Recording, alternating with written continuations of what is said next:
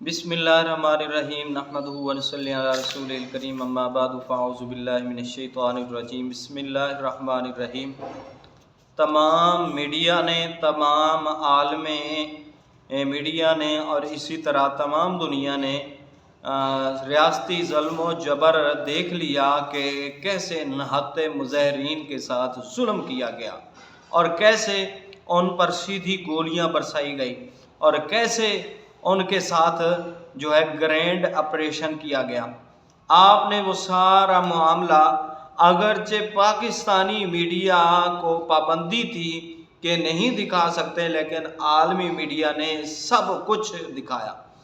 B C کی report کے مطابق پولی کلینک ہسپتال، پمز ہسپتال میں 2-3 ڈاکٹروں نے ہمیں بتایا کہ ہمارے پاس 45 کے قریب مظاہرین ایسے آئے جن کو گولیاں لگی تھی اور پولیس نے پوسٹ مارٹم سے بھی روک دیا تھا، اور انہوں نے لاشیں بھی چھپانے کی کوشش کی۔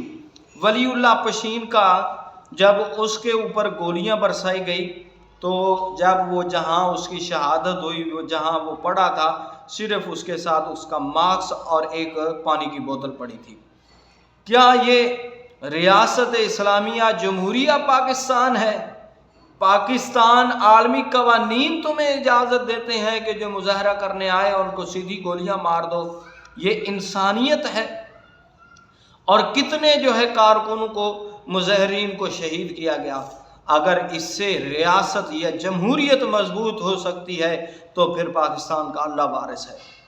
کیا ہمارے قرآن و حدیث، اسلامی جمہوریہ پاکستان جس کا نام رکھا گیا ہے، کیا یہ قوانین ہمیں یہ اجازت دیتے ہیں کہ مظاہرین، کوئی بھی ریاست کے خلاف اگر احتجاج کرے گا اس کو سیدھی گولیاں ماری جائیں؟ اور ان کے ساتھ کیا نہیں ظلم کیا گیا کہ رات کے اندھیرے میں آپریشن کیا گیا، لائٹیں بجھا دی گئی، حتیٰ کہ حامد میر کہتا ہے کہ ہمارا دفتر ڈی چوک کے بالکل قریب ہے اور ہمیں بھی کہا گیا کہ بتیاں بجھائیں، حالانکہ وہ صحافت جیو نیوز جو ہے خبروں والا چینل ہے، اس کے جب صحافیوں کو کہا جا رہا ہے، جب چینل مالکان کو کہا جا رہا ہے کہ بتیاں بجھا دو، آپ اندازہ لگائیں، اور کنٹینر کو کس طرح آگ لگائی گئی اور ان کی گاڑیوں کو کتنا نقصان پہنچایا گیا۔ کیا ظلم نہیں کیا گیا؟ کہاں عالمی قوتیں جو انسانی حقوق کی علمدار ہیں وہ کہاں سوئی ہوئی ہیں؟ کیا یہ چیزیں کرنے سے ملک میں امن آ جائے گا؟ اور بلوچستان کا آپ حال دیکھ لیں، کرم ایجنسی کا حال آپ دیکھ لیں۔ وزیر داخلہ یہاں کھڑے ہو کر پولیس سے نعرے لگوا رہا تھا۔ وزیر داخلہ صاحب ادھر بھی چکر لگوا لیں، کرم ایجنسی میں جو آپ نے کیا کیا ہے۔ تو انتہائی مؤدبانہ گزارش ہے کہ ان چیزوں سے پرہیز کریں، ملک کو چلنے دیا جائے، ملک کو امن و سکونی سے چلنے دیا جائے۔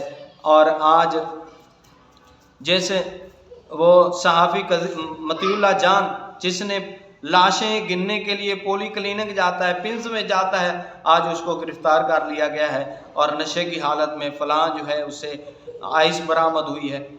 یہ کس کس کی زبان کو آپ خاموش کرائیں گے؟